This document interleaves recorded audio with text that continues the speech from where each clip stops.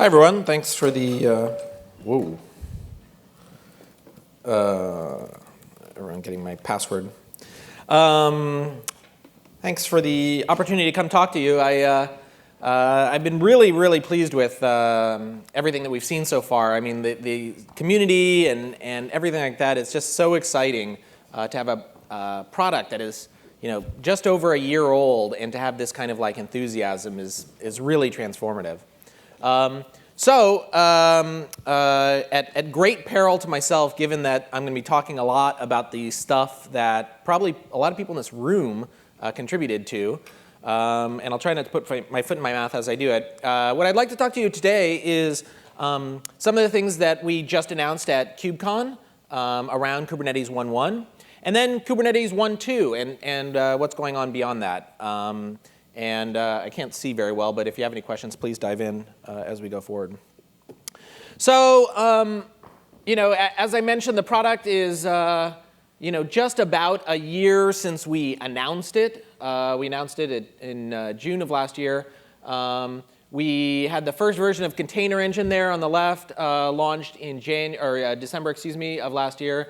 We did our 1.0 release in July of this year, and then followed up with Container Engine. And now we've just announced Kubernetes 1.1. And I really want to stress here, when I say we, I mean all of these people and way more. I hope some of your pictures are up there. We pulled these off GitHub, so just be aware. But this really is a joint effort. I say we as though this is on behalf of the Google, but it's not. It's on behalf of the Cloud Native Compute Foundation. It's on behalf of all the people in this room. You guys help set the direction, and this really is a joint effort. So, one of the things that we hear the most is, all right, with this joint effort, with all the momentum that you guys have so far, what do you want to do with it? And our working theory is what you see above. We want to make building distributed systems reliable, scalable, agile distributed systems incredibly easly. These are hard problems today, and this is where software steps in and takes care of it for you. And when we see all of these things, reliable, scalable, agile, how do we measure that? Well, ultimately, we measure it in end user value. And I'd like to show you a quick little demo here. All right, Wi-Fi, don't fail me now. So if you guys were at KubeCon, you saw this happen live. Let me just walk you through what's going on here. On the left-hand side, you can see a number of queries per second. That's the top graph. On the bottom graph there, you see latency. And this is what we mean when we say end user value and actually delivering applications. It's not about the number of containers or number of pods or number of machines or anything like that. It's the queries that your customers are pinging your servers with, and whether or not they're getting responses in reasonable amounts of time. In the upper right, and the only reason I'm doing this by video is because this actually does take a little bit of time. It takes about 7 minutes to run this. This is all open source on GitHub, so you can go run the demo yourself. On the upper right, what I'm going to do is basically you run a scaling such that we're going to build out a bunch of load bots to bring up the total amount of load against the cluster. And this cluster is all running Nginx on Kubernetes. So the first phase of what we're going to do here, and it's getting a little blurry. The first phase of what we did was we scaled the number of replicas of that load bot up to 20,000 total queries per second. And what you can see here in the upper left there, we're at 20,000 queries per second. In the lower left, you can see the latency. And that's what we mean. That latency is starting to come up, and so you want to start responding to it. And this is exactly what Kubernetes does on your behalf. So what we did was we looked at this and we said, OK, the latency is starting to come up when we're at 20,000. What we should do is we should get a second Nginx cluster spun up, and that's what we'll do. And then you can see there on the lower left, and I don't know, is it really washed out? Can you see that, the two colors there? OK, great. The gray one, by the way, is tail latency. and the light gray one is tail latency, and the dark gray one is 90th percentile latency. So we did that. We spun it up to 2, and we feel good. So if we want to get to 1 million queries per second, then we're going to have to go up to about 100 replicas of Nginx. And you can see that there. It's zipped by real quick. But we actually spun up just 100 replicas of Nginx. And now we'll scale Kubernetes, or excuse me, the load up to 1 million queries per second. And you can see that starting to spin up there, everything going well. And you can see in that lower left, the latency doesn't move, all running through Kubernetes. So there you go. We have 1 million total queries per second running against Kubernetes. Latency looks great. And this happens to be on about 250 nodes, but you can do it based on whatever you need. And then we'll go one step further, and again, use some of the power that's built into Kubernetes.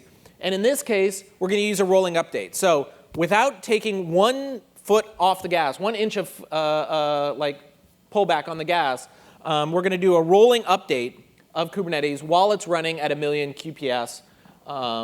Rolling out a brand new version of Nginx. And you can see there that we're going to do that dynamically. And on the left-hand side there, you see no blips in latency at all. So again, this just shows the power of Kubernetes, the fact that Kubernetes is ready to scale. And most importantly, yikes. There we are. And most importantly, it's doing it on behalf of your customers, where your customers are able to continue using your service without any interruption at all. Again, this is all open source. You can go check this out yourself. One kind of really cool thing is that the architecture, what you see there is we built an Nginx service over on the right-hand side. But the load bots that were running this were also running on Kubernetes, the same cluster. So again, it just goes to show again that Kubernetes is ready to scale. And this is a result of a lot of the work that we did around 1.1. So 1.1, you can see there we had some of the highlights that we had as part of 1.1 was around scaling. But I'm also going to go through a set of these features that came out as part of 1.1, things that we heard from a lot of customers that we wanted to make progress against. We're certainly not done, but really get great new features into the hands of customers. So the first feature is what we call Ingress. This is the idea that we build an API that lets you execute and manage the network in a higher order function, where you have a first-class object to accomplish this. Today, you'll have 2 services, for example, that you had to manually spin up, each with their own endpoints. And that's not really how most folks operate their businesses. They'll usually have some form of an API in front of it that will do load balancing. It could be a load balancer, Nginx, HA proxy, some custom solution. And you would use that to do the navigating between those various things. And in this case, that's what the Ingress API is. And that Ingress API came in 1.1. And what this does is it gives you an enormous amount of power to describe your application. Again, going back to that, how do you describe applications? You can see there on the left-hand side the configuration that actually describes this Ingress API. And what it allows you to do is you can say, well, I'm going to have one path that goes to a certain service and a second path that goes to a second service to get true L7 load balancing. And you can do it, you can match it based on different domain names and things like that. And again, that's all built into the service itself. So that's Ingress. It's a brand new feature, it's in beta right now, and we hope to have it complete by 1.2. Networking is probably one of the things that we want to spend the most amount of time on as we go through 1.1, 1.2, because we know it's an area that there's a real opportunity to help our customers. A second thing that we got into Kubernetes 1.1 was around horizontal pod autoscaling. So today, if you saw that QPS demo before, I might actually have to go and manually watch the appropriate signals, in this case latency, and say it's time to scale up because our latency is hitting a certain figure. But that's actually something that a machine could do quite well. In this case, our friendly little robot here. And the idea is, how do we wire that in? Well, with Kubernetes 1.1, we have the idea of a horizontal pod auto-scaling controller, and you can see it there. And in this case, what you're able to do is you're able to identify a number of replicas, either both the low end and the high end, and then a figure. For example, in this case, memory or CPU utilization could be memory, could be a custom metric that you come up with, and the targeted percentage. And so that means that it can go both up and down based on that percentage, which again saves you time, money, and it's something that you don't have to focus on. Quick question I get a lot is, why is it called horizontal? And the idea is that this is something where you would add or subtract additional pods based on the requirements of your application.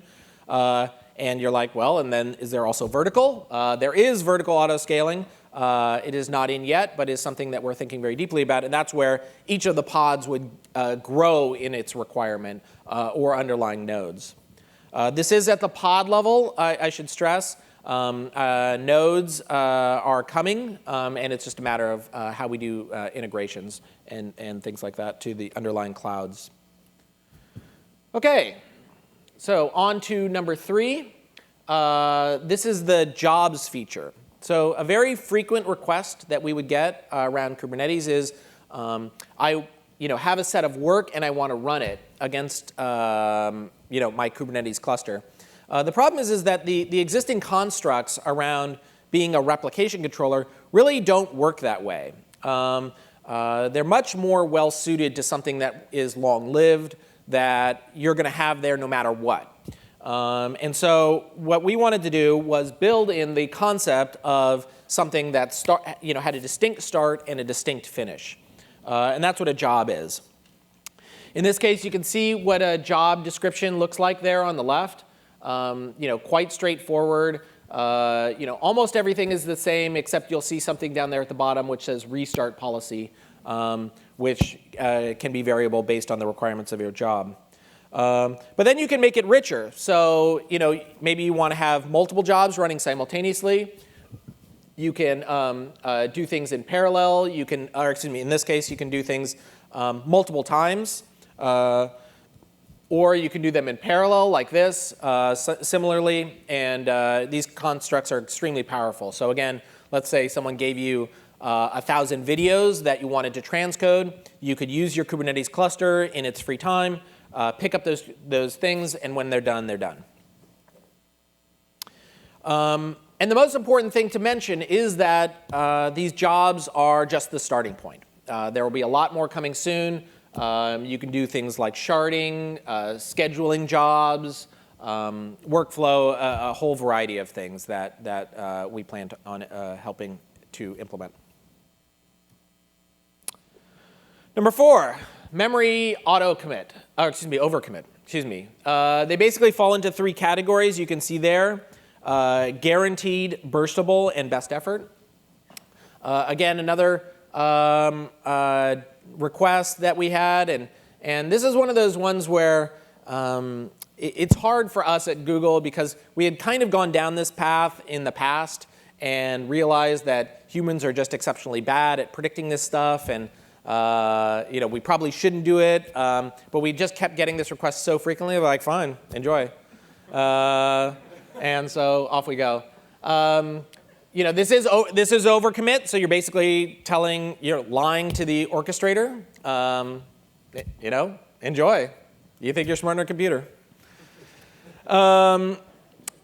Number 5 is IP tables proxy. So again, and you see a lot of common themes here around networking. We know that the original version of the networking that we put out was very basic, and we wanted to make a lot of improvements. In this case, we've moved from using using IP tables as our proxy instead of kubeproxy, which we had before. I mean, there is still kubeproxy, of course, but it uses IP tables under the hood. And you can see the dramatic change that went on there. This is mean latency. And with the user space version, you can see the latency actually had a pretty significant bump on the right-hand side there. Our average latency was cut by 50%, and it basically almost completely eliminated CPU overhead by moving to IP tables. So quite significant improvement. And then finally, and again, there are lots more features than this, but just given the time, I'm cutting it a little bit short. We have a bunch of improvements for kube control. So the command line interface, you can do a bunch of things that are particularly helpful when you're doing debugging and development. The first one there, you're able to take an existing image and just run it directly against the cluster without having to build a complex manifest or anything like that. You can just get it going and test it out. You can, number two there, you can attach an interactive terminal directly to a pod, which means that you can do debugging live against the thing that you potentially just spun up. You can edit descriptors in place, and you can also apply changes directly rather than killing and restarting. And again, these are some common dev workflows that we saw over and over again. And we just wanted to make it easier to interact with Kubernetes, particularly at the stage of development. One final thing I want to cover as far as a feature is around rolling update improvements.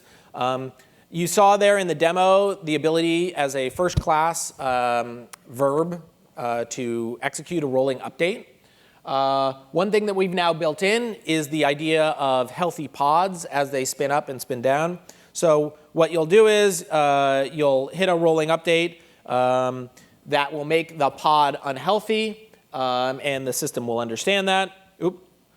And then it will, out of order there. And then the system will wait before it moves on to the next stage in the rolling update. Previously, it would just kill and restart without necessarily waiting for the new pod to be healthy.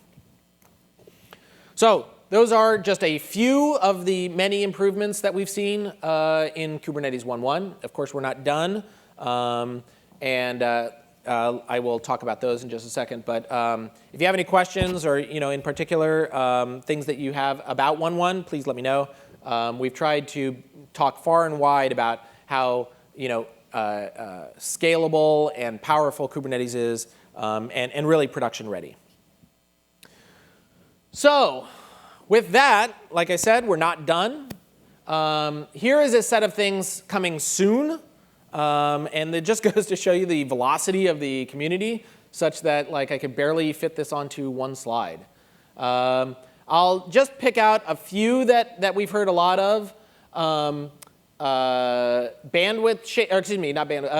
deployments is a big one. Our current deployments require quite a bit of scripting to get out there, and unfortunately are fairly fragile. We're making significant improvements there, and this is really going to help with Kubernetes broad multi-cloud solution, basically a provider for your hybrid solution, such that it really does work on AWS and GCP and DigitalOcean and bare metal and on top of Mesos and you name it. This is what Kubernetes does. With this simpler deployment, it'll make significant improvements to that and be much easier to support the next cloud that comes along. We'll continue to work on scalability and performance. We feel like we've crossed a pretty significant threshold. We've seen several, quite a few actually, 1,000 node clusters and larger in the community. And if you guys have some running on your own, we're happy to highlight them. But we're not done. We feel pretty strongly that we can make significant improvements to even what you see today. On the right-hand side, probably the number one requested feature that we have that is currently underway is around Kubernetes.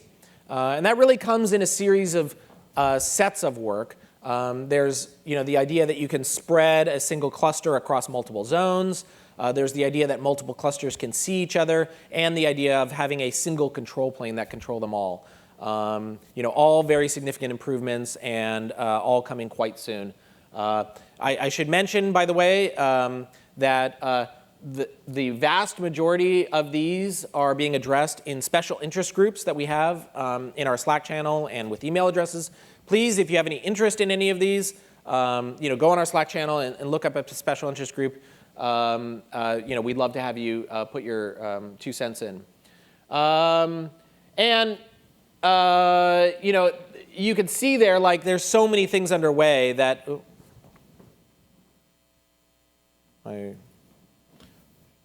Strange.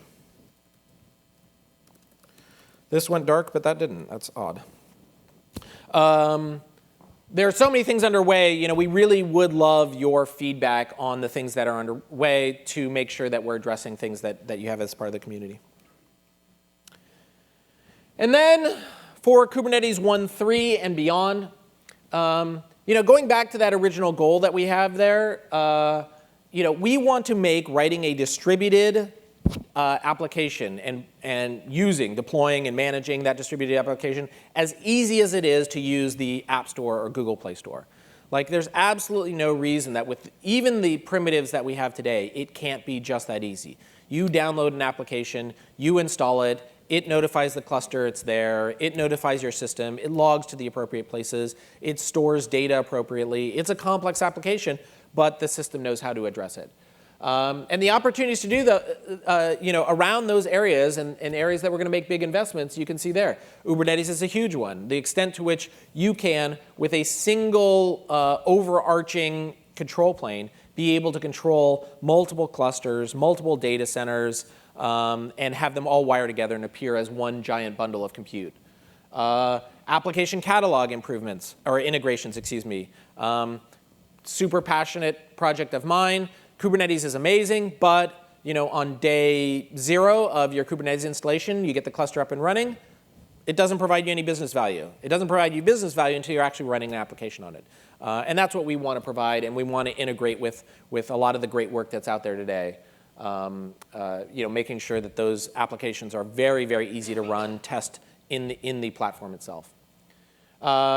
Richer extension points. We get lots of requests around things like multiple schedulers. You have custom cluster add-ons that require for your particular business scenario.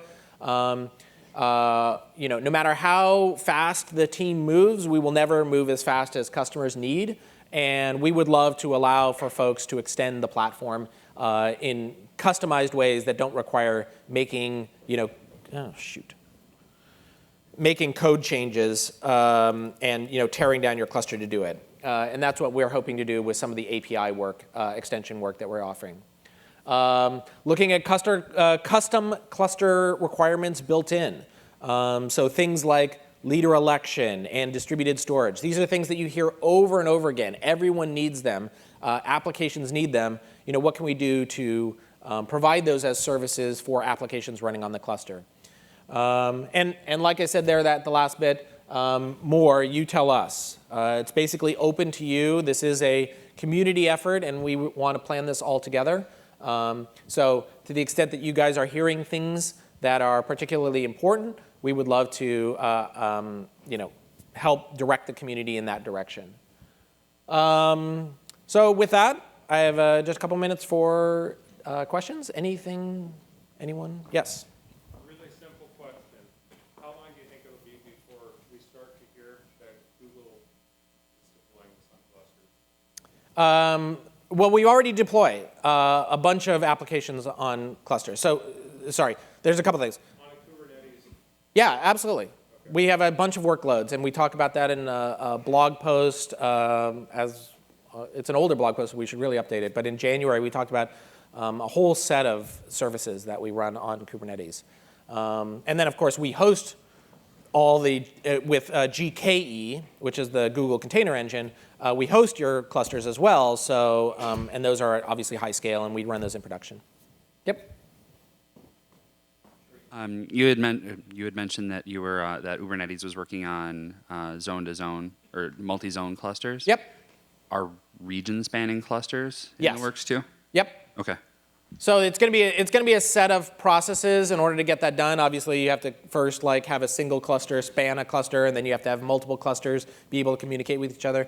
Just so you know, inside Google, we work in the multi-clusters talking to each other thing rather than single clusters that span, and that's almost always because of the benefits of homogeneity. So if you have 10 nodes that can see each other, and their latency between each other is a millisecond. And then you add another 10 nodes, and the latency between 1 and number 11 is 200 milliseconds. That difference is significant enough that it ultimately can cause you pain over time. So rather than that, having like well-scoped local clusters, but having the clusters be aware of each other, so if they want to push entire workloads between each other, they can do it, then you can do that. And that is certainly our plan. I have a question for autoscaler. Is CPU percentage the only metric that will trigger the scaling now? Is there any way that I can put my customized metric to trigger the scaler? I am almost certain the answer is yes, but I'm not 100%. If it's not available now, it is absolutely part of the plan. You will be able to have your own custom metric in if it's not available now, and I just don't know that. Just find me after, and the right person is probably here to answer your question. And at that, we have to call it. It's been wonderful, David. I'm especially excited to see some of the things coming up with node fencing and things like that. Yes, coming very soon, promise. Wonderful. Thank you.